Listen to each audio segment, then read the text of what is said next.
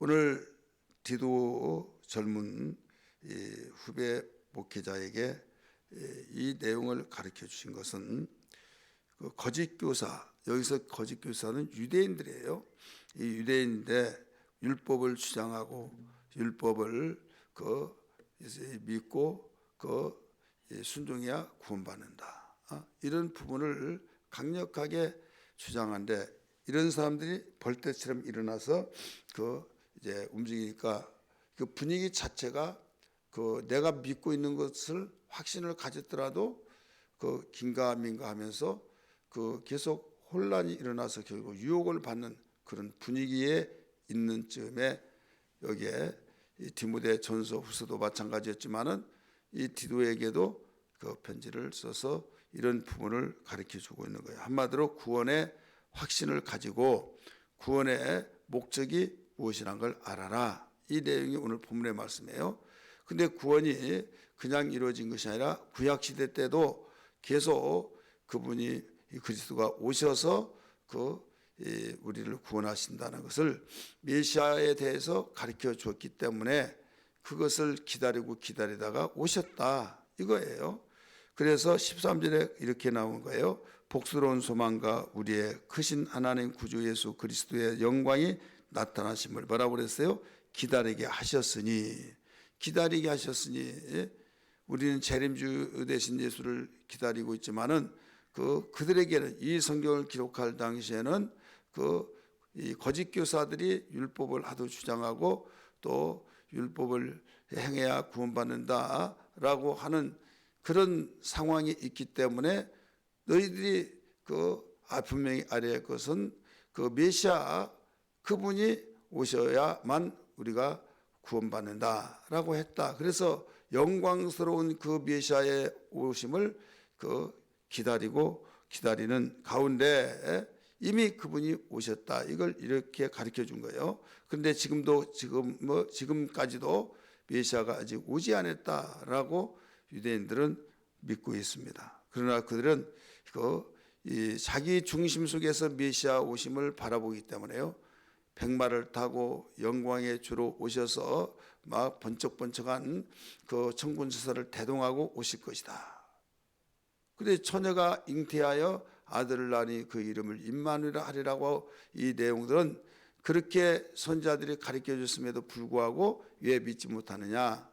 자기 주관적인 것을 포기하지 않고 하나님 말씀을 포기하지 않으니까 믿을 수가 없는 거예요. 그렇게 성경에서 가르쳐 줬더라도 이건 아니야 하면서 모세의 율법을 최고의 1위에 두고 행하고, 이런 면에서 그래서 성경 읽다가 통전적으로 보지 않고 자기 주관적인 입장에서 보면 이단이 생긴 거고, 잘못된 그랬던 행위에서 결국 고집 피우고 나가고 믿음의 구원관에 대해서 흔들려 버리면 결국 문제가 크게 대두될 수밖에 없습니다. 여기에 12절에도 뭐라고 나왔습니까? 우리를 양육하시되 경건하지 않는 것과 이상 정욕을 다 버리고 신중함과 의로움과 경건함으로 이 세상에 살고. 이것은 무엇을 가리키고 있는가 하면 우리를 양육하셨다. 뭘로 양육했어요?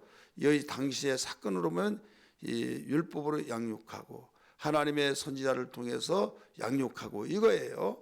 그렇기 때문에 이 율법과 복음은 뭐냐면, 율법은 초등학문이라고 갈라디아서도 가르쳐 줬잖아요. 초등학문, 초등학교 학생들 수준에서 가르치는 그런 교훈. 여러분 초등학교 글씨 알지 못하다가 글씨 알면 자기가 최고 알고 최고 잘한다고 하지만은 어른들이 볼 때는 이건 매우 기초적인 거고 마땅히 알아야 할 어린아이들이 알아야 할 기초적인데, 이게 시작이다 이거죠. 기초를 다지고 있는 것이다 이거죠. 그런데도 불구하고 이거 최고다고 생각하면 어린이들 볼 때는 아니다라고 할지라도 그 자신들이 볼 때는 나 공부 잘 다 한다 이거죠. 그러나 그 위에 중고등학교가 있고 대학이 있고, 그래서 나중에 어른이 되면 이렇구나 알듯이 율법은 아무리 모세가 전해줘서 정말 하나님이 말씀하신 말씀이 중요하다 할지라도 어린아이를 가리키는, 곧 이 종을 가리킬 때 이 말 듣지 않으면 채찍으로 가하고 또 말을 잘 들으면 그 종에게는 잘했다고 말하지 않잖아요. 그렇지만은 주인은 저 종이 정말 내 마음에 들어 이런 그 해서 칭찬을 해줄 수 있죠. 그러나 마땅히 종은 종으로서 그러다가 백성으로 이제 올려주신 거죠. 그래서 종되었던 그들을 백성까지가 최고의 이 율법에서는 이 하나님의 지위를 높여준 겁니다. 그러나 예수 그리스도를 믿는 자들은 복음으로 나왔기 때문에 하나님의 자녀가 되는 거예요. 이런 백성과 자녀는 하늘과 땅 차이예요. 이스라엘 백성들이 자기들이 백성 하잖아요. 지금 여기서 백성이란 말이 나온 것은 율법 속에서 가르쳐주고 있는 겁니다. 여러분, 성경은 하나님의 백성을 삼았다라고 말하고 있잖아요. 이렇게 가르쳐주죠. 백성은 삼는 거예요. 그런데 자녀는 낳은 거예요. 오늘 찬송도 자녀 삼으시고 막 이런 말들을 많이 하다 보니까 이거 기도할 때도 삼는다, 삼았다, 막 하나님 우리를 자녀로 삼아주시고 이러면 자녀는 삼는 것이 아니에요. 낳는 거예요. 그래서 히브리서 1장 18절의 말씀 보니까 거기에 그 자녀로 진리의 말씀으로 우리를 낳으시느니라 이렇게 나와요. 우리 성경 한번 볼까요? 야고보서네요. 야고보서 1장 18절. 야고보서 1장 18절입니다. 같이 읽습니다. 시작. 그가 그 피조물 중에 우리를 한 첫 열매가 되게 하시려고 자기의 뜻을 따라 진리의 말씀으로 뭐라고 그랬어요? 우리를 낳으셨느니라. 낳았다 이거예요. 그래서 예수님도 그 디고데모를 통해서 가르쳐 준 것이 물과 성령으로 나지 않으면 하나님 나라에 들어갈 수 없다. 이렇게 말했잖아요. 물과 성령으로 들어가지 아니하면 거듭나는 방법까지 가지고 있잖아요. 그리고 요한일서 5장 1절에서도요. 예수 믿는 자 곧 우리를 낳았다.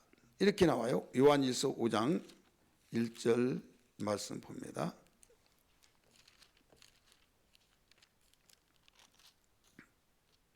같이 읽습니다. 시작. 예수께서 그리스도이심을 믿는 자마다 예수께서 그리스도이심을 믿는 자마다 신앙 고백이 우리 뭐예요?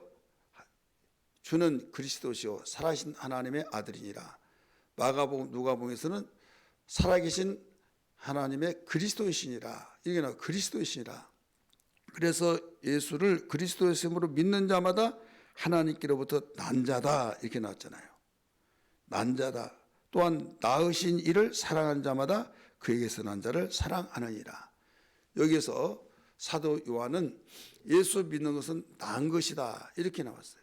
그래서 물과 성령을 낳았다 이렇게 가르쳐 줬잖아요. 그런데 왜 삼았다고 말하냐? 찬송가도 그렇게 나오고 복음성가도 나오고 다 그러니까 막 삼았다. 그것은 뭘로 성경을 근거 삼고냐면 로마서 8장 15절에 보면 양자의 영을 받아 아바 아버지라고 불렀다. 그러니까 양자라는 건 우리나라의 그 정서를 통해서 양자로 그러니까 삼았다 이렇게 말한다 이거죠. 여러분 삼는 거하고 낳은 건 달라요.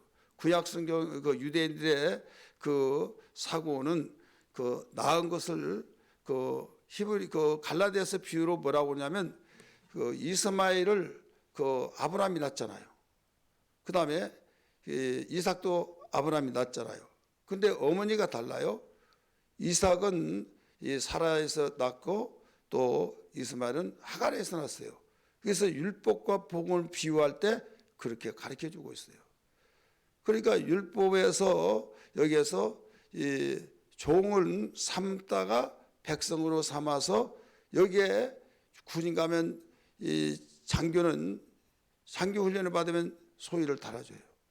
그러나 하사관은 아무리 나이고 뛰더라도 상사 아니면 준위로 끝나는 겁니다. 여러분 그런데도 불구하고 자녀 우리는 형님 아들을 내 아들로 호적에 옮기면 양자예요. 그러나 유대인들은 그게 양자라는 것이 아니라 자기의 이 하갈에게서 몸쪽에서 난 자를 양자라 이렇게 정실부인에서 난 자를 그 친자라 이렇게 말한 거예요. 유대인의 정서를 알지 못하고 거기에 그냥 우리 정서에 따라서 삼았다 해버리니까 종을 백성으로 제국까지 올려놨는데 자녀를 종으로 만들어 버리듯이 말한다. 그러니까 능력이 나타나지 않는 거예요. 능력이. 아브라함이 어땠습니까? 엘ie셀에게 자기의 재산을 다 물려주고 유산을 물려주고 상속자를 물려주려고 하다가 아들 나니까 이삭에게 물려주잖아요. 오늘 우리는 복음으로서 하나님이 우리를 낳으셨다 이런 부분을 알고 여기에서, 그러나 여기서 백성이라고 하는 말을 사용한 것은 거짓 교사들에 의해서 그 분위기 속에서 그들에게 설명을 하기 위해서. 그럼 예배와 제사도 마찬가지예요. 예배는 죽은 자를 살려서 하나님께 예배드리는 거예요. 제사는 뭐냐? 제사는 그 죽은 자, 살아있는 것을 죽여서 드려진 것이 제사예요. 그리고 이 교회하고 제단하고 이건 구약시대 용어로서 율법 용어예요.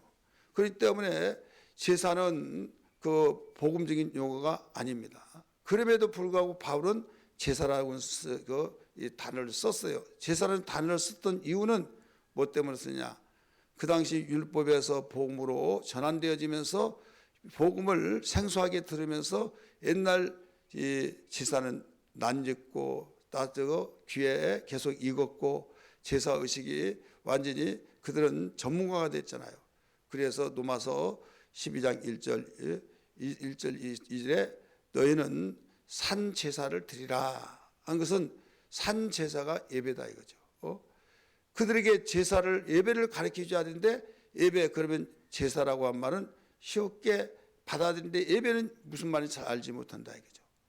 그래서 거기에서 예배라고 한 것을 그 제사만이 귀에 익었고 인식이 되었기 때문에 부득불 거기에 이 복음을 설명하기 위해서 산제사라 이렇게 말한 거예요. 그러면 산제사가 어떤 거예요? 살아서 하나님께 예배드린 거예요. 그래서 원래 죽은 짐승이 하나님께 제물이 되려면 어떻게 하면 됩니까? 완전히 죽여야죠. 피를 흘려야죠. 그렇기 때문에 정말 복음을 안다고 한다면 이 제단 목사님들도 그런 분들이 많아요.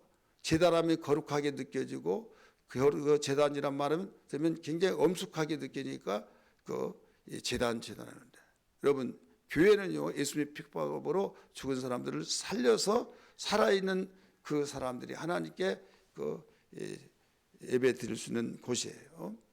예배 드리는 사람들이 모이는 곳. 그리고 이 제사 드린다, 예배한다. 이것은 뭘로 다르냐면 제사는 경건은 굉장히 엄숙하고 소리도 안 내고 숨도 안 쉬고 안 쉰 것 같고 조용한 걸 경건이라고 말한다 이죠. 그 경건은 우리가 이 민족적인 면에서 이 경건이 나온 거예요. 진짜 경건은요 세속에 물들지 않은 것이 경건이에요. 야고보서 1장에 보면 1장 26절 7절을 보면 그렇게 나오잖아요. 고아와 가부를 돌보고 세속에 물들지 않는 것이 경건이라 나왔잖아요.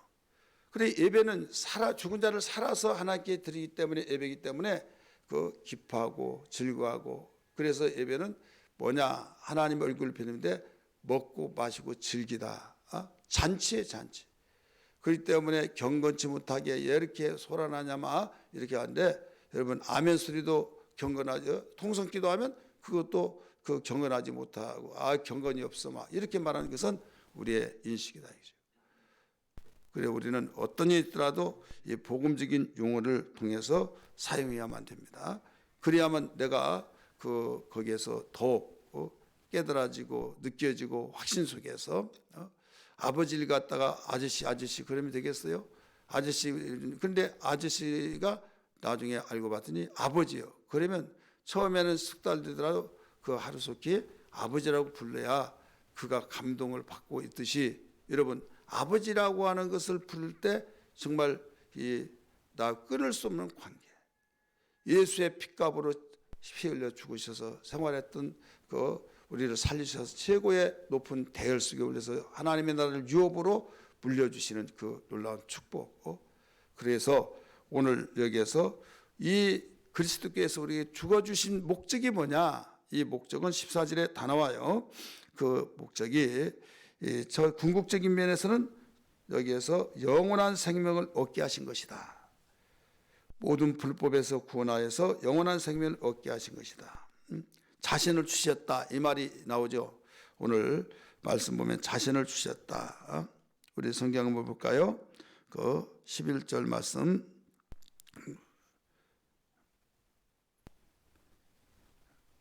14절 말씀 그가 우리를 대신하여 자신을 주심은 이건 속전을 말하고 있습니다. 속전.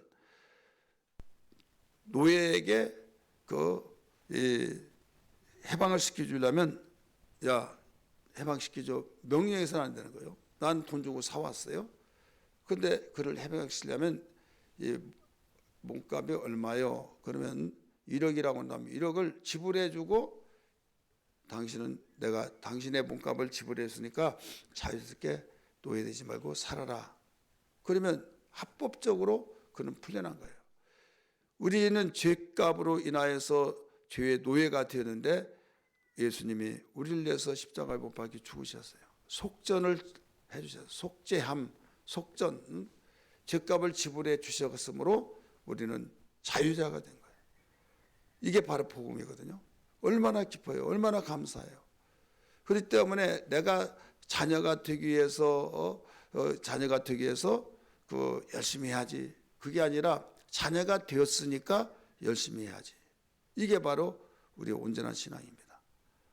그러면 궁극적인 것은 영원한 생명을 얻게 하신 건데 모든 불법에서 구원하여서 어떻게 구원했습니까? 예수께서 우리의 죄값을 치러 주심으로 죄값을 지불해 주심으로 이제 영원한 생명의 생명을 얻어서 천국에 들어가게 하시기 위해서 죽었고 두 번째는 이미 하나님의 친 자녀 곧 백성 여기서는 백성이라고 그랬어요. 예, 율법 설명을 하기 위해서 그랬어요.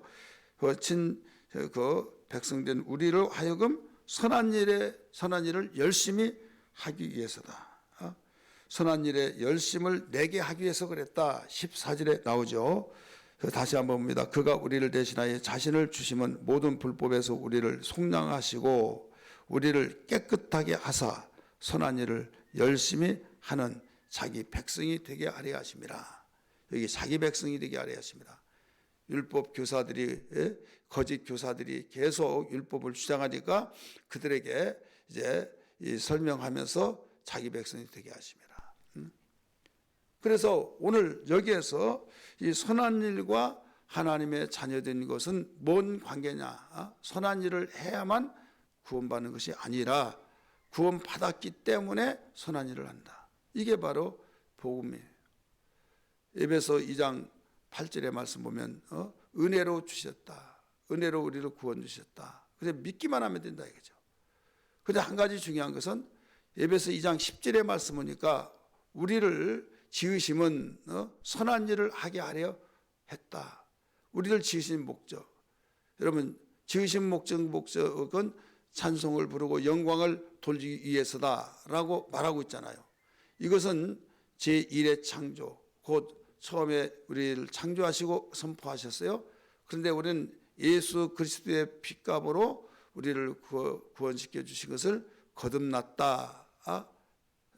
이 생략적으로는 거듭났다. 내 자녀다. 우리는 이 모든 그것을 인격적으로 보면 모셨다, 영접했다. 똑같이 써요.